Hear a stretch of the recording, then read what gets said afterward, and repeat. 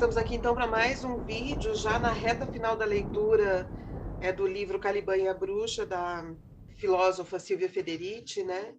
E hoje a gente vai falar sobre a bruxa boa. A gente imagina que eles supunham que elas estivessem fazendo algum mal, né? Roubando, deixando de pagar impostos, amaldiçoando pessoas na rua que não davam as esmolas que elas pediam, amaldiçoando os animais e as plantações, sei lá, fazendo cair uma tormenta, numa chuvarada e destruir uma festa. A gente imagina, então, que eles imaginam que a bruxa era sempre má, né? Mas não, eles também perseguiam aquelas mulheres que eram acusadas de bruxaria, mas contra as quais não havia nenhuma denúncia ou nenhuma prova de que, de fato, ela tinha cometido algum mal, né? Então, eu vou ler um trechinho aqui do livro para vocês. Contudo, não se condenou somente a bruxa má, que supostamente maldizia e deixava o gado coxo, arruinava os cultivos ou causava a morte dos filhos de seus empregadores. A bruxa boa, que havia feito da feitiçaria sua carreira, né, adivinhações, encantamentos, coisas assim, que também não era nada a cura, né, alguma coisa assim, também foi castigada, muitas vezes até com maior severidade. Então, a gente vai falar um pouquinho hoje sobre a perseguição da Inquisição contra a bruxa boa, né? Ela explica que, embora a bruxa, né, fosse, como a gente já sabe, né, a parteira, a médica, a adivinha e a feiticeira, mas ela também tinha um trabalho que era, inclusive, remunerado nas consultas, né, que eles consideravam uma competência da bruxa, que era a intriga amorosa, né? Então, ela cita aqui um escritor, né, do século XV, o Fernando de Rojas, que esse escritor, então, né, da peça, da peça teatral chamada Celestina, La Celestina, ele escreve assim dela, dessa mulher, dessa personagem, dessa peça do século XV. Tinha 6 ofícios, a saber, lavadeira, perfumista, mestra na fabricação de cosméticos e na reparação de ímãs danificados, alcoviteira e um pouco bruxa. Seu primeiro ofício era uma fachada para encobrir os demais, e com essa desculpa, muitas garotas que trabalhavam como criadas iam à casa dela para fazer o serviço de lavagem de roupa. Não é possível imaginar o movimento que geravam. Era médica de bebês, pegava linho de uma casa e o levava a outra, tudo isso como desculpa para entrar em todos os lugares. Alguém lhe dizia: "Mãe, venha", ou "Lá vem a senhora". Todos a conheciam, essa bruxa, né? Essa mulher, a Celestina, considerada bruxa.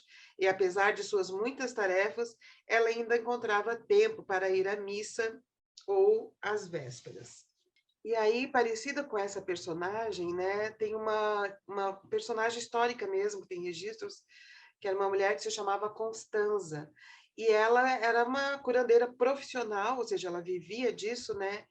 E se tornou conhecida pelos remédios terapêuticos que ela fabricava e pelos exorcismos que ela fazia. Ela era viúva e morava com outra colega viúva. E a gente já falou aqui o quanto que a peste, né, matou muitos homens e muitas mulheres ficaram viúvas, e nas guerras, nas convulsões também, muitos homens morreram. Aí disse dela, né, que ela recebia seus clientes em casa, mas também viajava quando fosse necessário, a fim de marcar um animal, visitar um enfermo, ajudar as pessoas a se vingar ou se liberar dos efeitos de encantamentos médicos. O que ela usava eram óleos naturais e pós, né? E também artefatos aptos a curar e proteger por simpatia ou contato.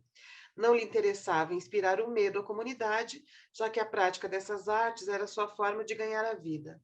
Então, a questão assim, por que uma mulher como essa, né, tão benéfica, também foi acusada, condenada e punida? Né? Então, é uma típica bruxa boa que também foi perseguida. Ela era popular, todos a procuravam, e, no entanto, ela também não escapou da perseguição. Aí a Silvia Federici explica, né, que depois do Concílio de Trento, entre 1545 e 1563, a Contra-Reforma adotou uma postura dura contra os curandeiros populares, porque temiam os seus poderes e as raízes, né, do que faziam na cultura das comunas que estavam sendo desfeitas, né, estavam sofrendo o cercamento, a privatização da terra. E na Inglaterra, o destino das bruxas boas também não foi melhor do que esse, né? Em 1604, quando um estatuto aprovado por Jaime I estabeleceu a pena de morte para qualquer pessoa que usasse os espíritos e a magia, ainda que não fossem causadores de um dano visível, ainda que não fossem causadores. Então, a bruxa boa não escapou da perseguição, então não se justifica a perseguição contra esse conhecimento dessa curandeira no malefício que ela criava, né? Que ela supostamente realizava. Porque mesmo as bruxas boas também foi perseguida, né? As curandeiras populares. Aqui no Brasil a gente ainda tem hoje, né? As benzedeiras. Então, mesmo mulheres como as benzedeiras, elas foram expropriadas de um patrimônio de saber empírico relativo às ervas e remédios curativos que haviam acumulado e transmitido de geração em geração. Uma perda que abriu o caminho para uma nova forma de cercamento, o surgimento da medicina profissional, que, apesar de suas pretensões curativas, erigiu uma muralha de conhecimento científico indisputável, inacessível e estranha para as classes baixas. Então, aqui o que ela está dizendo? Que essas mulheres, né? Eu gosto de falar da benzedeira, né? Porque a benzedeira, a gente tem a benzedeira aqui hoje, né? Tem os chás, os emplastos, as ervas, né? Esse saber foi proibido, demonizado, se colocou a medicina no lugar dela, mas a medicina, o conhecimento, né, desse saber médico novo, bastante masculino, não era oferecido às classes baixas, que era onde essas curandeiras trabalhavam. Então, é uma expropriação de um patrimônio, né, de um conhecimento que se perdeu, porque foi proibido, a custo de morte da curandeira, e as pessoas mais pobres também não tinham acesso a conhecer a medicina que começa aqui, né, medicina oficial. Então, ela escreve assim que a substituição da bruxa e da curandeira popular pelo doutor levanta a questão sobre o papel que o surgimento da ciência moderna e da visão científica do mundo tiveram na ascensão e queda da caça às bruxas. Então, ela vai explicar aqui que a medicina moderna, né, evolui junto com o capitalismo e destitui do povo um outro saber que se tinha. Claro que a gente vê ao longo dos séculos essa mesma ciência moderna indo lá conhecer, né, as curas, os trabalhos de cura tradicionais das ervas, das plantas e tal, de onde a indústria farmacêutica, inclusive, tira vários remédios. Mas houve uma apropriação, porque a curandeira mesmo deixou de existir porque elas foram ameaçadas, né? Ou se continuaram existindo, foi assim muito discretas e correndo risco de vida. Né? Aí ela escreve assim que o que acabou com a caça às bruxas foi a aniquilação do mundo das bruxas. E aí, ou seja, aquele mundo comunal que ela vivia, aquele mundo rural se acabou, aquele mundo dos pequenos vilarejos se acabou, aquele mundo agrário se acabou, entra o mundo da lógica do trabalho no sistema do capital, né? Em outras palavras, a caça às bruxas chegou ao fim no final do século XVII, porque a classe dominante neste período desfrutava de uma crescente sensação de segurança com relação ao seu poder e não porque uma visão mais ilustrada do mundo tivesse surgido. Então ela está dizendo assim, não é que a caça às bruxas acabou porque a visão de mundo ilustrada, científica, moderna, iluminista, mecanicista triunfou, porque não se trata apenas de uma disputa de acesso à verdade epistemológico. Apenas pararam de perseguir as bruxas porque o mundo delas deixou de existir quando o mundo do capital, o controle do mundo pelo capital, se estabeleceu com tranquilidade, com estabilidade no final do século XVII. Tanto que é a partir daí que passa a circular novamente de boa aí, mas sem nenhum problema ético, sem nenhuma ideia de degeneração espiritual, nada disso. Porque esse conhecimento só foi combatido porque estava associado à resistência das mulheres, das camponesas, das trabalhadoras, contra a privatização de tudo. Então, essa nova visão, né, essa filosofia mecanicista, cartesiana, né, que deu a base, né, cognitiva e ideológica da modernidade, ela substituiu uma visão de mundo que via na natureza, nas mulheres e na terra as mães protetoras, por outra que as degradava à categoria de recursos permanentes, retirando qualquer restrição ética à sua exploração. Isso aqui, inclusive, a gente já desenvolveu em outro vídeo, procure no canal, né, que se chama A Mulher como Recurso Natural. Aí ela cita Francis Bacon, que é considerado um dos pais do método científico, e ele desenvolveu um conceito de investigação científica da natureza que foi moldado a partir do interrogatório das bruxas sob tortura, de onde surgiu uma representação da natureza como uma mulher a ser conquistada, revelada e estuprada.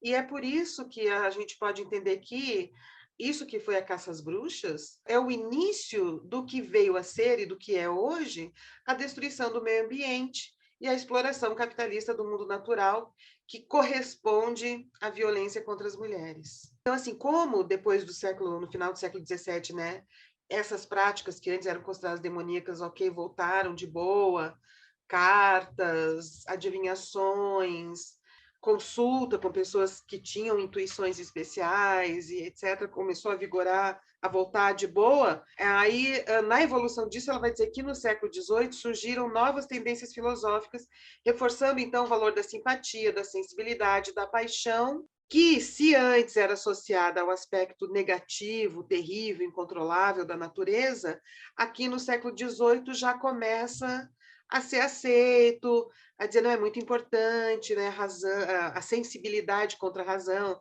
tem até aquele filme, né, Razão e Sensibilidade, a paixão, esse reencontro com a natureza, mas agora uma natureza que não ameaça mais o controle social do capital e o controle do capital sobre a própria natureza. E aí, olha como as coisas vão se desenvolvendo, né? Começam a surgir umas combinações, né, estranhas, começam a se combinar argumentos racionalistas e os procedimentos burocráticos modernos, ciência e tecnologia, com a ideia de restaurar um mundo mítico e arcaico de laços de sangue e lealdades pré-monetárias. E isso é, por exemplo, um elemento do nazismo, o corpo perfeito, a ideia de raça, a eugenia, ao ápice de uma ideologia, de uma determinada biologia específica, a tecnologia de guerra, a tecnologia da comunicação, né, cinema, avião, bombas, né, um culto a esse conhecimento que pode ser medido, né, que é o conhecimento científico moderno, e se combina, então, com a ideia de resgatar um mundo perdido, a antiguidade, onde o mundo dos arianos, os laços de sangue da raça, em lealdades que não se confundem com os contratos de trabalho, mas com essa essência das relações de sangue. Aí, por isso, ela vai dizer que, como na história do capitalismo, aquilo que nós entendemos como retrocesso é considerado uma forma de avançar, desde que essa mudança favoreça as condições para a acumulação do capital. Esse retrocesso, que é o nazismo, favoreceu o acúmulo de capital.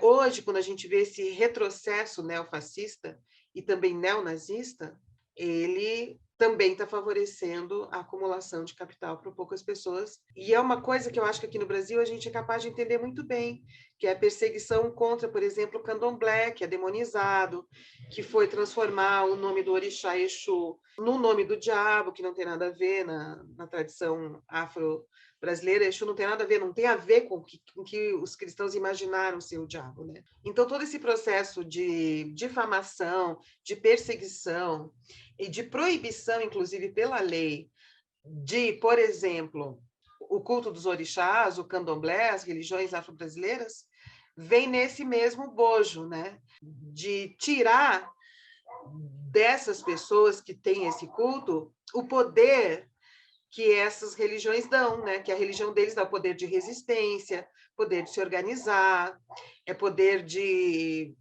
desenvolver recursos para lutar contra o sistema de dominação e de violência.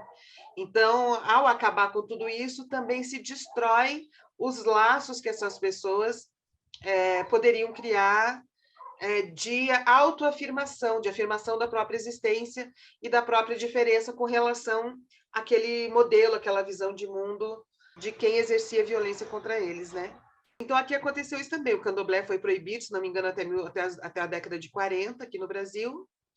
Aí depois, a capoeira também tinha sido proibida, era considerada atividade de malandragem, e malandragem foi uma coisa criminalizada.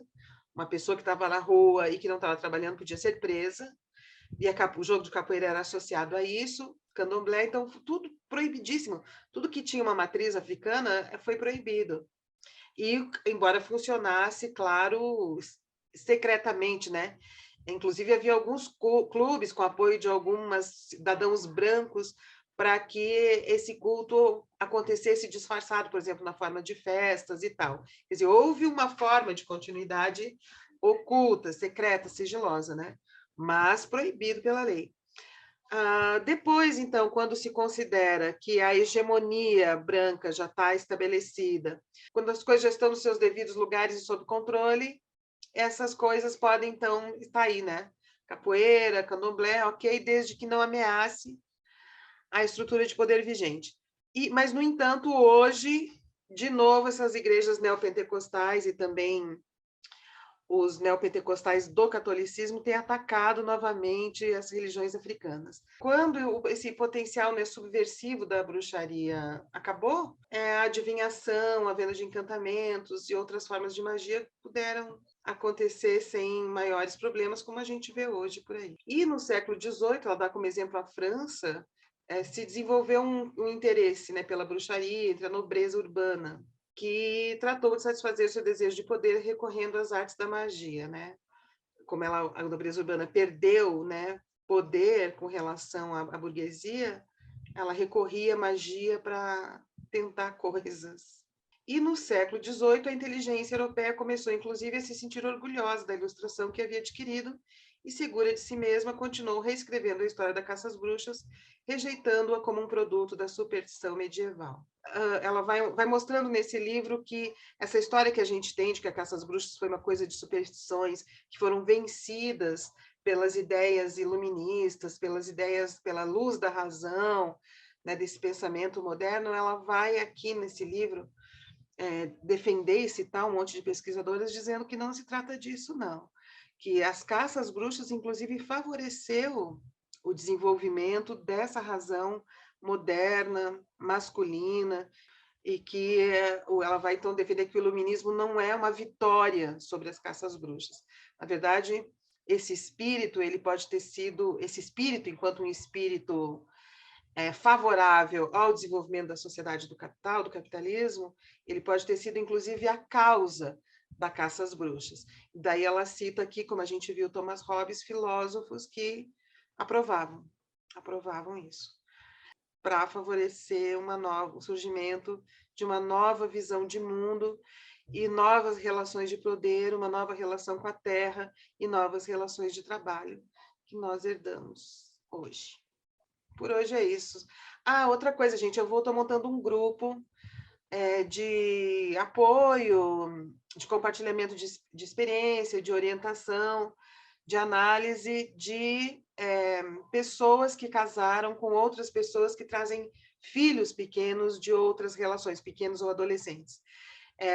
As famílias mudaram, né? Não são mais a família moderna nuclear, que a gente está estudando, vendo como que ela se formou, né? Hoje as famílias estão mudando novamente, famílias de recasamentos, famílias em rede, e tem surgido personagens parentais que não havia antes, que é a mulher do pai, o marido da mãe, o filho do marido, a mãe da mulher do pai, que hoje se fala às vezes madrasta, né? Mas que é uma madrasta diferente, não é a mesma madrasta que tradicionalmente aquela mulher que casa com um viúvo e herda da mãe direitos e deveres, e herda do mérito social, herda do reconhecimento, herda tudo, né? A mulher do pai não, a mulher do pai, essa nova mulher que casa com um divorciado, ou um homem que casa com uma mulher separada que traz filhos, essa é uma nova posição familiar, é uma nova relação de parentesco que não é a mesma da madrasta e do padrasto, e ela carrega, né, dificuldades de pertencimento, né, conflitos, inadequações e necessidades específicas. Eu escrevi um livro sobre isso, que se chama... não está aqui? Tá. A Mulher do Pai, né? Essa estranha posição dentro das novas famílias. E, de vez em quando, alguém me procura, sabendo se tem algum trabalho de apoio a essa situação, né? Então, eu estou finalmente criando o grupo. A gente vai se reunir na terça-feira. Então, vocês estão vendo esse vídeo na sexta-feira, né? Na terça-feira. A gente vai ter o primeiro encontro para fazer os combinados pelo Google Meet à distância. Gente de todo o Brasil e do mundo pode vir participar. Então, para vocês virem estudar comigo, me chama no Instagram, Fernanda Carlos Borges no Instagram, me chama no direct, ou e-mail fernandacarlosborges@gmail.com, que nós sabemos o quanto pode ser difícil estar nessa estranha posição dentro das novas famílias. Tá bom, gente? Um grande abraço para vocês, então.